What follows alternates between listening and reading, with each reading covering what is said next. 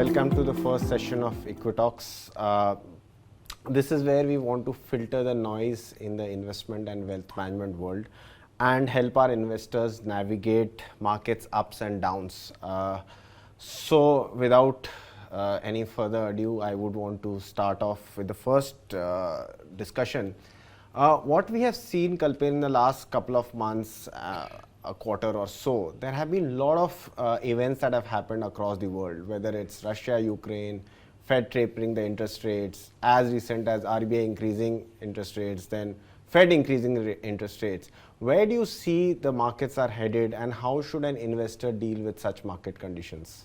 Thanks for inviting me, Rahul, firstly for your first session of EquiTalks. I think it's a nice concept. I'm also happy to talk when markets are down, because when markets are down, investors acquire more units. It's a very simple thumb rule. The best form of investing is about acquiring units. That's how I always have learned about investing. And unit acquisition increases when NAVs decrease. So I think the right time to talk about this. I also want to add that at any point in time, in the past or in the future, whenever we have similar conversations, generally there will be something which will keep us anxious. Anxiety is a part of our day, whether in life or in markets. There is no single day where we are not making choices between good news and bad news. The world always has both sides of the coin, and however, companies continue to execute and focus on their businesses, their profitability. So that's the dichotomy between markets and businesses. Businesses focus on their business. Investors unfortunately focus on the scorecard, the markets, and noise like this. And it is such noise that ends up distracting us many times. So how do we as investors, recognize that the job of an investor is not to react to every data point that keeps coming.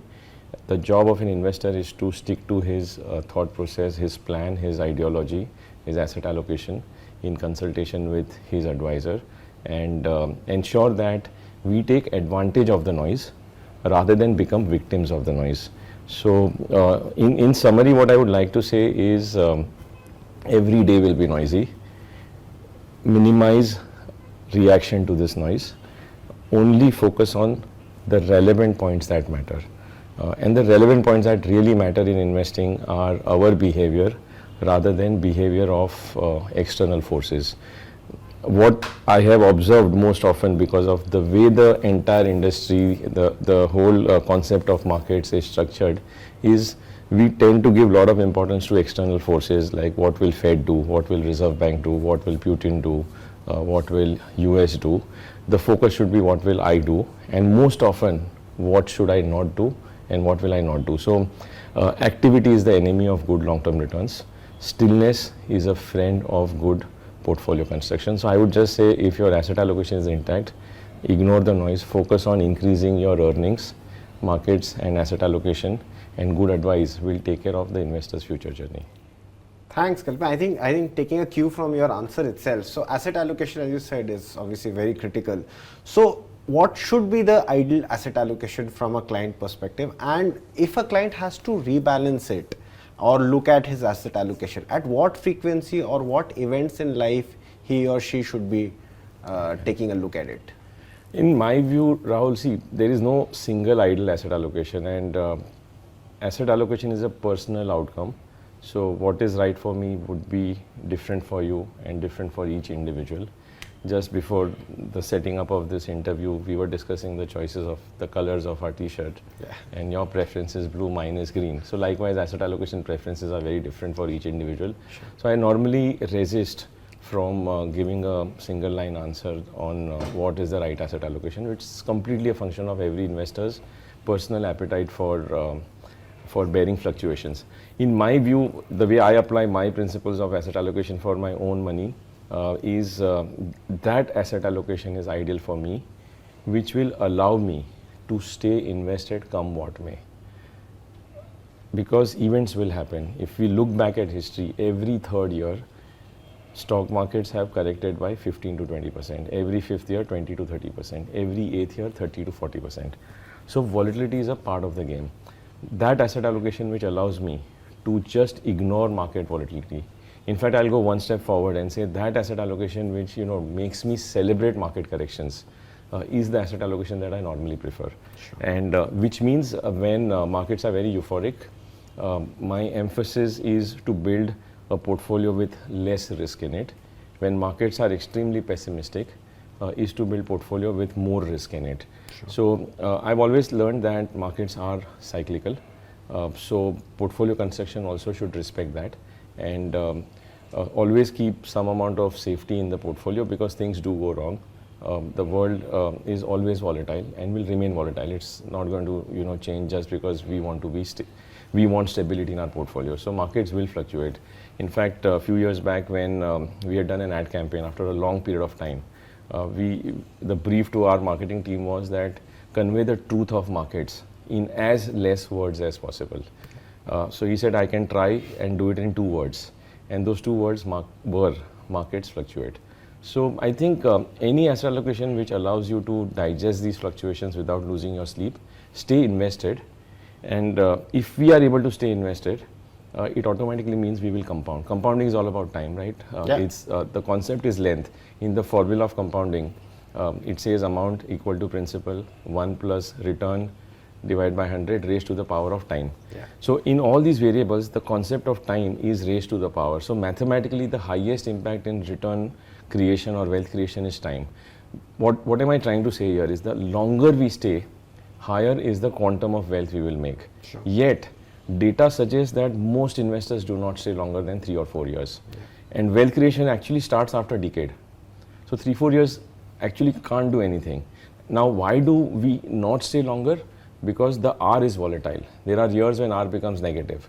So in such years, we don't like to stay put, or we feel that this is a wrong decision, let me get out. If the asset allocation is balanced in such a way that even when R of one asset class is negative, R of another asset class balances it out, your overall portfolio remains stable, you remain invested, and then the cycle turns and the minus R starts becoming plus R. That's how the journey of compounding continues. So in expensive valuations of an asset class, I will reduce my weights there. In cheap valuations of an asset class, I will increase my weights there. And this is not only for equity.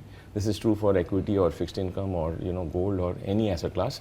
There are thumb rules to decide what are the valuation parameters. So in my worldview, if I take fixed income in India, interest rates normally fluctuate between 5% on the low to 9% on the high. These are interest rates for the 10-year Government of India bond yields.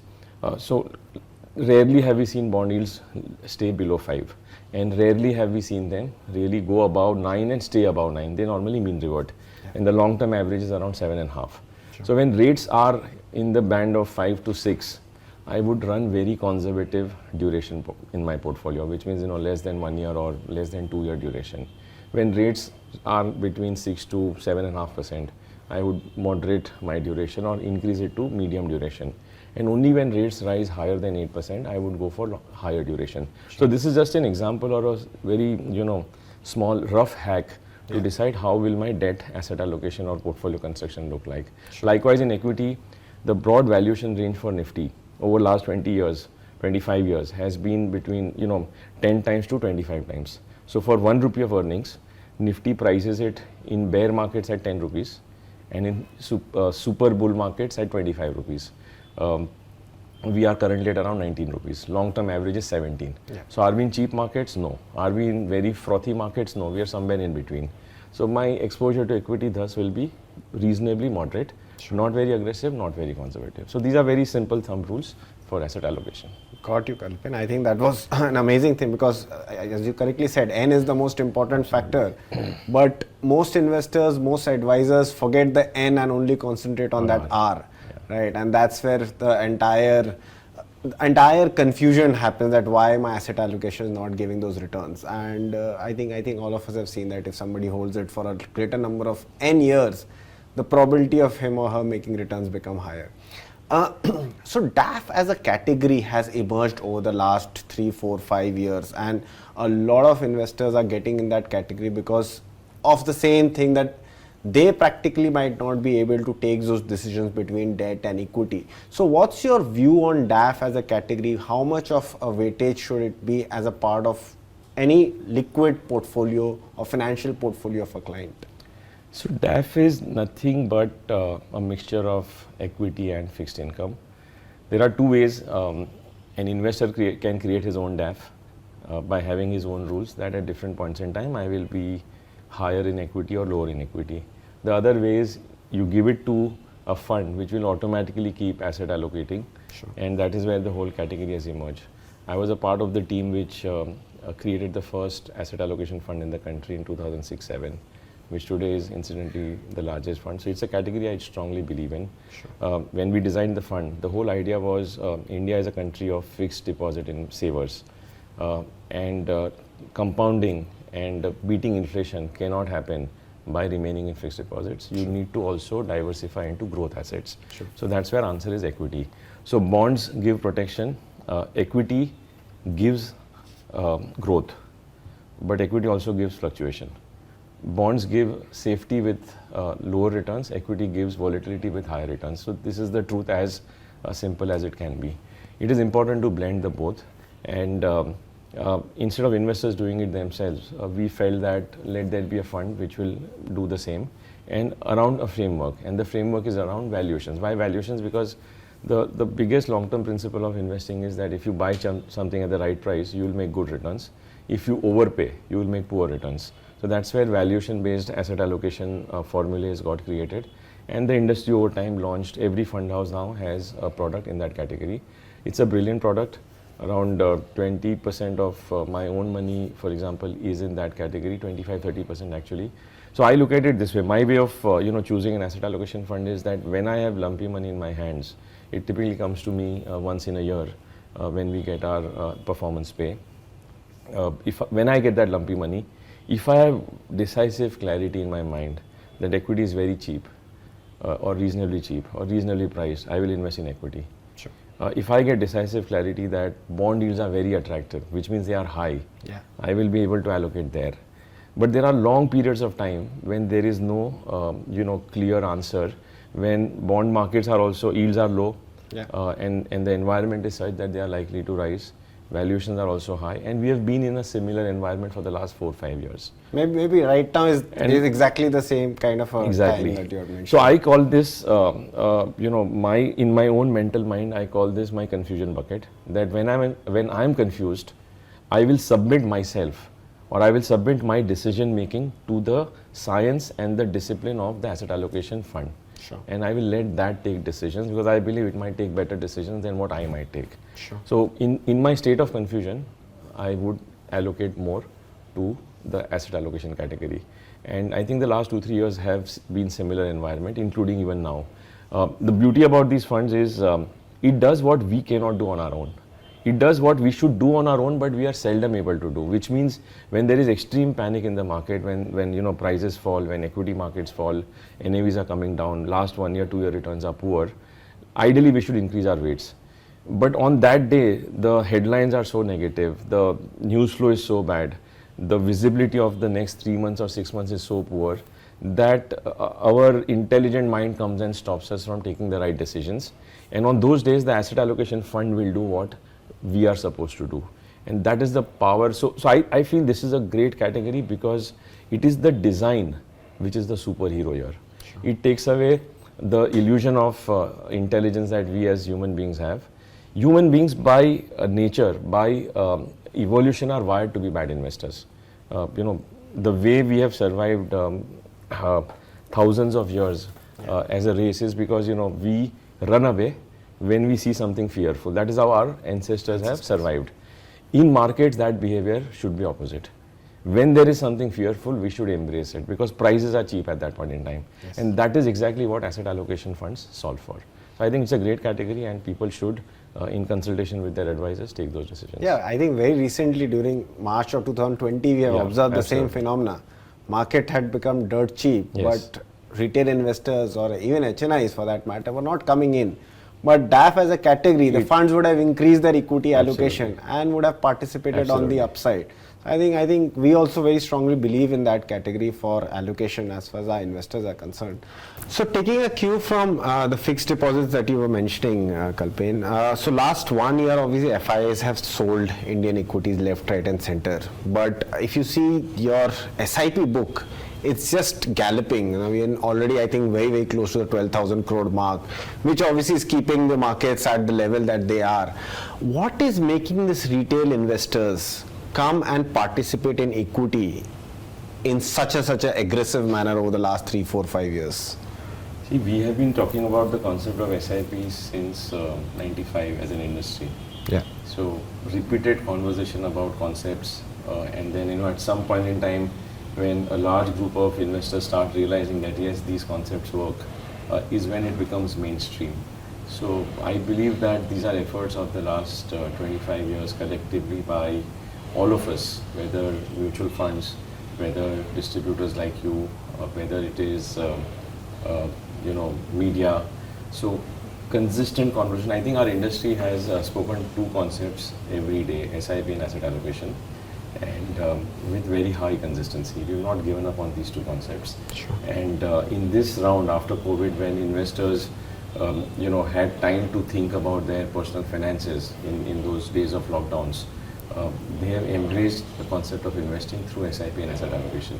So two big defining trends for our industry have been the growth and the surge in SIP investors and the surge in asset allocation investors. Sure. So, you mentioned about FIIs exiting or taking out a lot of money in the last 1 year. So what is balancing is not just SIP. 12,000 crores of that monthly SIP book, no doubt, is balancing it. But what is also balancing is, remember, there is 1.5 lakh crores now in hybrid funds. And these hybrid funds, when markets fall, come in and invest in equities. Yeah. And when markets rise, they sell and rebalance again. So that also creates a very good balancing force for the market. So I think a large pool of investors realize that our pattern of income is systematic. Sure. So and hence our pattern of investing also should be systematic. So if my income is monthly, how can my investments be any different? Sure. 50% of our investors are salaried employees. So automatically that becomes the first choice. Also, one universe of these investors also recognize that, again, what asset allocation does, which I answered in the previous question, is what even SIPs do. That when markets fall, you are able to acquire more units in the installment of that particular month. So I think it is the most disciplined way of investing. And investors, we are very happy investors are embracing that way of investing. Of course, there will be some investors who may be investing only because the last 2 year returns were very good. It is possible in every cycle that some investors come for the greed of fast returns. Some investors come for the desire for better financial futures for themselves and their families, and hence they embrace these concepts of long-term SIP investing. In fact, we would be very happy if we are able to collectively guide our investors to the next frontier in SIP investing, which is top-up SIPs, where we all get we all have 5% to 10% inflation in our cost structures.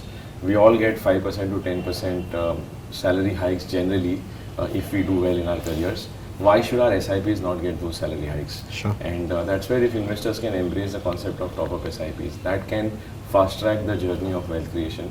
So what could happen in 20 years can get fast-tracked to 15 years if investors do top-ups as well. So I'm very happy that collectively the industry is progressing on promoting the right concepts more than just whether this fund is good or bad. So I think this cycle has been a very good blend of promotion of good concepts, asset allocation and SIP. Got you.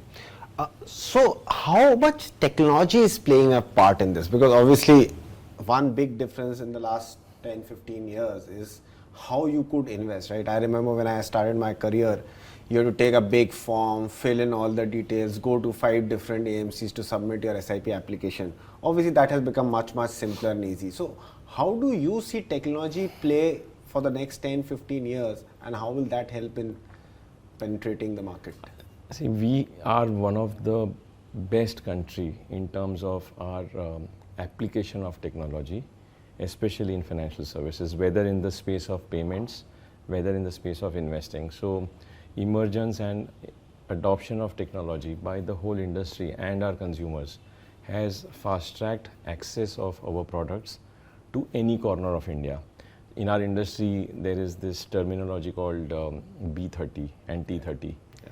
I come from the school of thought that thanks to technology, it is D infinity. Digital can ensure that our conversations, our products, our ideas can reach the last mile in our country, because you don't need to set up an office in any center. So much so that maybe a few years from now, we will not even have these questions being spoken about. We all know today for travel, if we are booking our cab on Uber, that industry does not have these discussions, that is technology playing a role or not. Yeah. It is only in our industry, because we are coming from a world of physical approach of investing and transitioning to the digital world.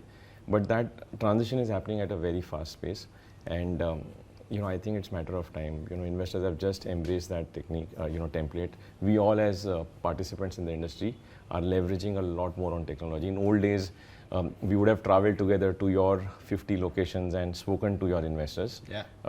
We might still do it, but do it in a lesser quantum. Sure. But today our conversations will travel to all your investors across the world today.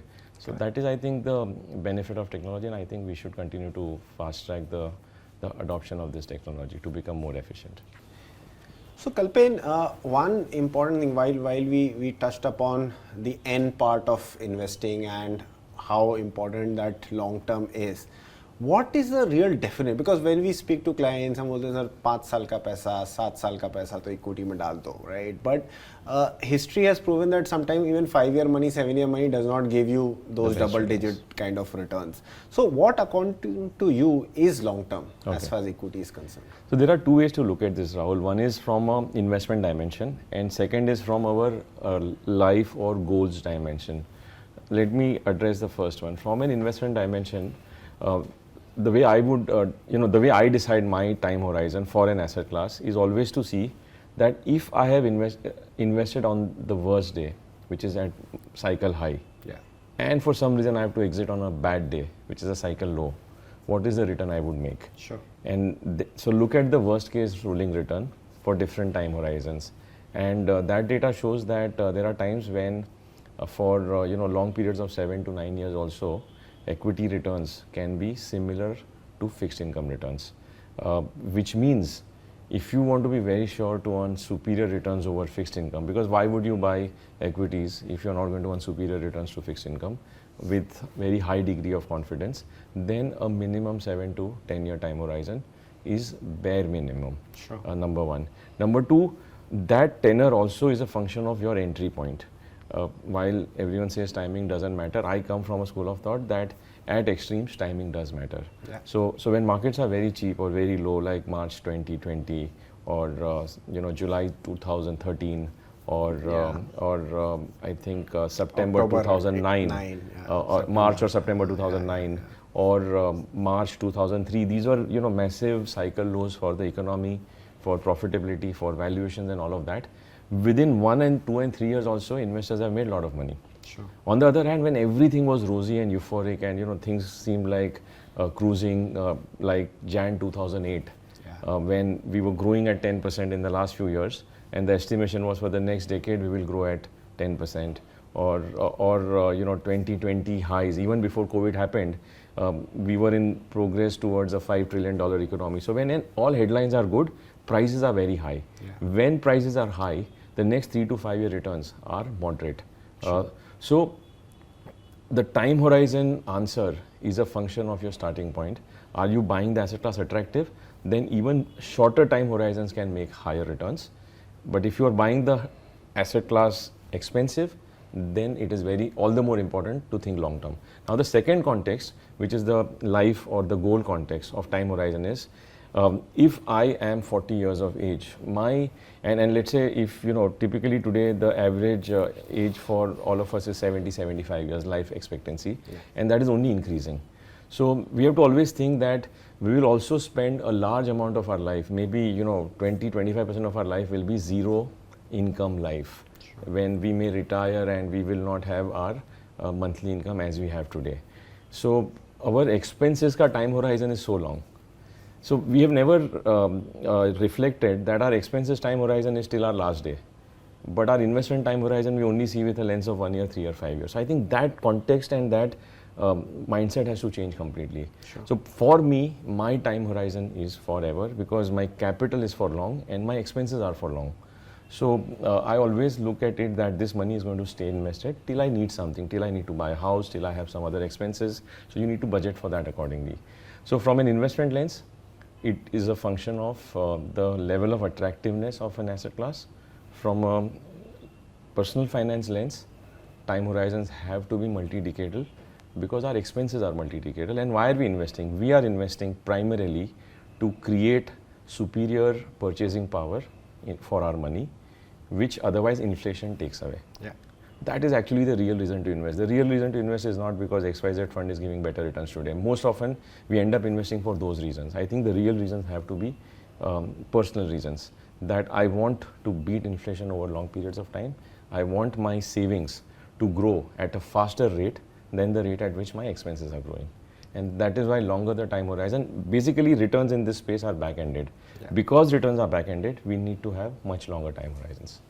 Got you. So in fact, somewhere I was reading, I think a week or so back, that once you start doing SIPs, right, over a period of time, you accumulate so much that even that one day volatility is actually your SIP amount. Absolutely. Right. And that is, I think, a function of time, and which you correctly said. That Let me add another point here. See, we all in our business very easily circulate quotes of Warren Buffett, right? Yeah. A lot of us have books of Warren Buffett on our shelf in our libraries, most often unread. We talk about the wealth he has created and his wisdom and all of that. He is 90 plus today. He has been investing money for 75 years. So this is the power of time horizon.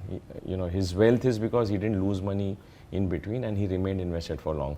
In fact, he has this quote that he highlights very often, that I started investing at the age of 11 and I repent that I was 11 years late. So, I think if our investors can, realize that why should money remain uninvested even for a single day? Because every day of being invested is compounding your money. Sure. So with that mindset, I think wealth creation becomes far more easier. Got you. Coming to one very different topic. So there has been a category that has emerged over the last 7-8 years, something known as alternates, right? And obviously it is a word that a lot of advisors, a lot of clients have started using. While it is very different from what a BAU mutual fund does, and it can be structured in different ways, so on and so forth. But wanted to understand from your perspective, what is alternate and how much alternate should one have if in his overall portfolio as a percentage? So Rahul, my thought here is an investor should first truly understand that is alternate and alternate. Because if an alternate is buying the same bonds and the same stocks in different proportions, you are anyways getting it through a mutual fund format. Sure. To me personally, this whole concept of mutual fund sahi hai, to all of us in the fund industry, is not just a marketing tagline. We genuinely believe that this is the most powerful way for an average Indian to invest, because it gives you investment choices across time horizons of 1 day through overnight funds, 5 years for debt funds, 10 years for equity funds, 20, 30 years again for long-term funds, international funds, commodity funds, gold, you name it. Every asset class that matters today largely can be captured through mutual funds in a tax-efficient, cost-efficient and transparent manner. So at large, so in my personal case, 99.5% of my money is in mutual funds. I do have a small exposure to an alternate fund of ours, which is truly alternate because by regulation, the concept of long short, the concept of hedging cannot be executed in the traditional mutual fund version. So this is a AIF under which we run a very different long short strategy, where we hope and we attempt to also make money when stock prices fall by taking short positions. It's not an easy category. It works in some times, it doesn't work in some times, but at large it helps in reducing volatility and maintaining reasonable rate of return. So that is one format of alternates. Then there are other formats of alternates like unlisted market, private equity, startup investing. So these are again alternate truly genuine alternate asset classes which the mutual fund industry doesn't offer. The challenge, however, is that, you know, at least globally and likewise in India, data says that most often the returns of alternates have poor tax efficiency. So I think if you're able to find the right manager with the right ideology, thought process and risk processes, risk management, then alternates also can play a meaningful role in your overall portfolio construction, and provided they are offering you an asset class which is not available through the fund industry. Got you. Also, we see, Kalpen, during the course of managing a lot of money, personal biases come into picture when it comes to asset allocation, when to invest, when not to invest, fear comes into picture. How do you believe that when the money is handled by a professional, whether it's the fund manager or advisors like us, the personal bias is overtaken and we can probably take a more informed, less emotional decision in order to ensure that the client money works better than otherwise? Human beings are emotional, and investing has to be unemotional. It is this conflict which makes every human being generally an average or a below average investor. And this whole concept of bias, I would not say that only investors are prone to it. Human beings are prone to it, and advisors are human beings, distributors are human beings, fund managers are also human beings. So many times it is always portrayed that वो बेचारा investor average है, but actually हम सब इस bias के शिकार होते हैं. तो bias तो हर आदमी का होता है, but with experience, with techniques, with tools and systems, we hope that we as money managers are able to minimize our biases, because we reflect, we learn, because this is the only thing we do day in and out. We don't have any other day job. So our whole job is to constantly reflect on our errors and have systems and rules to ensure that we don't fall prey to some of these biases. So that is where the role of professional experts becomes important. So my answer to this is, a good investor will overcome his bias, a good advisor or distributor will overcome his personal biases, a good money manager also will overcome his biases. So all three have bad biases and all three have good biases. So anyone who is able to sharpen his ability to reflect and learn and progress. Now at large, investors mostly don't have the time or the bandwidth to attempt to become good investors. Anyone can become. If we can become, you can become, why can't an investor become? We are not born with those genes to be good investors. We have done this with practice and with learning. So even an investor can become that, but does he have the time? Does he have the temperament? Does he have the interest to do that? Many times the answer is no. And here is where the role of professional advice becomes very important. Professional advisors or distributors do their own research. They know that they've seen market cycles. They know what mistakes not to repeat, and that is where they play a very important role to make the investors' decisions better. And I think if we are able to explain that to our investors, it's very empowering at times to feel that, okay, I am taking my decisions. Like, what IKEA does, it says that I will give you all the constituents and then, you make the furniture. We feel nice about it. We actually pay them money. काम तो हम करते हैं, but पैसा उनको देते हैं हम. Correct. तो many times we feel कि investment में भी मैं खुद अपने portfolio को बना लूँ. But कार बनानी होती है तो people don't get spare parts and make it. अपने खुद के treatment के लिए we don't self-medicate. But we do self-medicate for basic issues. So I think there are pros and cons to both. There are risks to making your own investment plan without having full knowledge. And I think advisors do play a very critical role in simplifying the choices which are available and helping investors in building better portfolios. Got you. So also, Kalpen, now getting to know you a little bit, right? You are an avid reader, right? And all of us in the industry know that.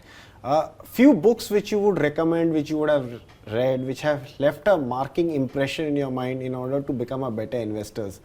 What would you advise our clients? Which couple of books which they can read so that they are more informed, can reduce their emotional biasness? See, reading as a habit is very rare. Like, most people don't like to read. So my answer will go waste, most likely. Most people don't like to read investment books because they are very dry and boring. Hence, again, I feel my answer will go waste. But still, because you've asked this question, I will tell you that the first book which really changed my eyes, changed my perspective of investing, which actually not just changed, it inverted my approach to investing, was Intelligent Investor by Ben Graham.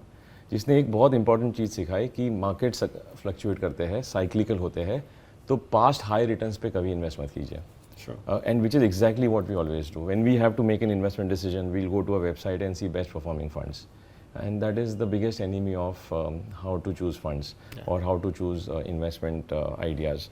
So that book has many concepts which are, transformational for an investor to, really learn in the journey of becoming a better investor. But it's a very thick book, not very easy to read. And that's why, we have a job, because we can read and then keep managing money better. The second book, which is an easy read, is a book by Rolf Dobelli called The Art of Thinking Clearly. हमने biases की बात की. So this book is about, what type of human biases actually become the enemy of good investment decisions. So if we are aware of these biases, it gives very quick hacks. How do you minimize these biases and hence, reduce accidents in your investment journey and hence become a better investor. So this is a very easy read. दो page में हर bias को explain किया है. A very beautiful book, must read. I read this book again and again. The third book that I have liked and which I keep reading is Morgan Housel's book, The Psychology of Money. So it doesn't give formulas for investing, but it tells us that in investing most often we like certainty. We choose things which are certain. You will like it if I say यहाँ पैसा लगा तो 15% बन जाएगा. You will feel that I am an expert because I am saying with confidence. And this book highlights that confidence is actually harmful because you will end up taking wrong decision because the world is ambiguous. The whole world is ambiguous. When the world is ambiguous, decision making cannot be so certain. So it's a beautiful book. It's a meditative book which really, helps you become a more evolved investor. So I think these are 3 good books to start with. And then depending on interest, one can progress further. Great. So also to know you much better, I follow you on Twitter and I see that how you invest part of your money in your name, in your son's name, and how he already has exposure globally, right? So can you touch base on what is the kind of portfolio that you manufacture or you make for yourself? And as I said, when you talked about Warren Buffett, that 11 years he was late as far as investing is concerned. So at what age should somebody start planning for their children or investing on behalf of their children? What age is the correct age over there? Yesterday I met some advisor in Pune where on his wall he had written Cradle to Grave investing. And that was a very powerful concept because अगर आप इसको compounding के साथ जोड़ दो, investing is about compounding. Compounding comes from time. The maximum time we as human beings have is cradle to grave, which is the day we are born and the day we are gone. ये दो इसके बीच का पूरा अपना lifeline है. तो अगर the most ideal long-term time horizon is this combination, which means the day we have a happy occasion of a child being born in the family, if parents can start their investment journey on that day itself, it's a great start because you are starting with the highest compounding choice available to you. Most often what we realize is the average age of our fund industry, for example, is people start at around 30-35. They don't start at 10 years, and of course there is a small component which will start saving for their kids early, but at large most investors start investing once they are 35-40. They realize the need to invest. They realize that we have to become more responsible to take care of our future finances. But instead, if parents can inculcate that habit very early on day one itself and make that beginning, it gives great tailwinds of time to wealth creation.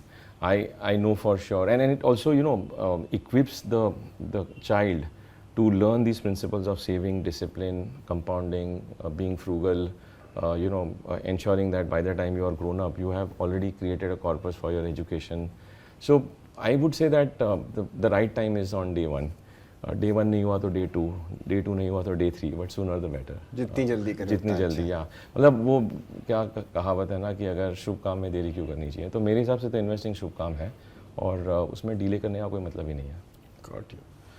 So before we end, I think this lovely session, maybe we can end it with one of your favorite financial quotes, which you believe that can make a mark on, or maybe people can. We can sum this entire discussion in one quote. So my quote has evolved by reading many people and their experiences. So there is this very interesting fund manager who I follow on Twitter. His name is Anand Sridharan. I've never met him, but he always concludes his entire investment ideology again in 2 words: avoid ruin.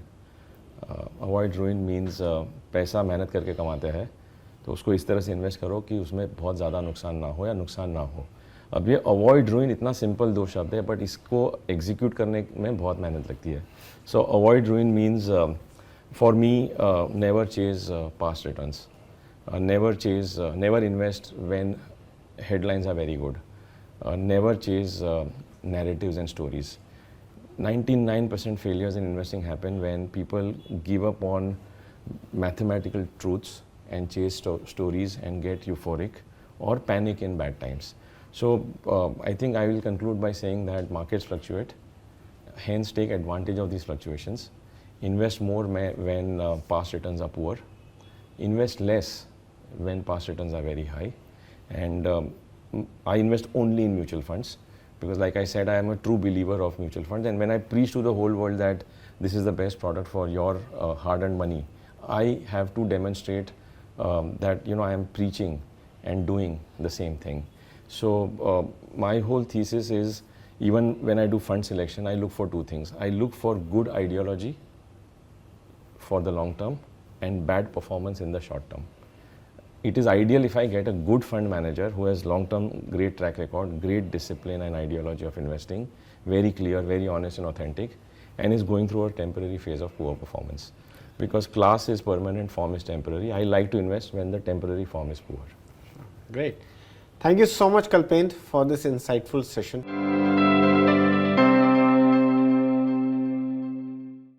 Mutual fund investments are subject to market risks. Read all scheme-related documents carefully.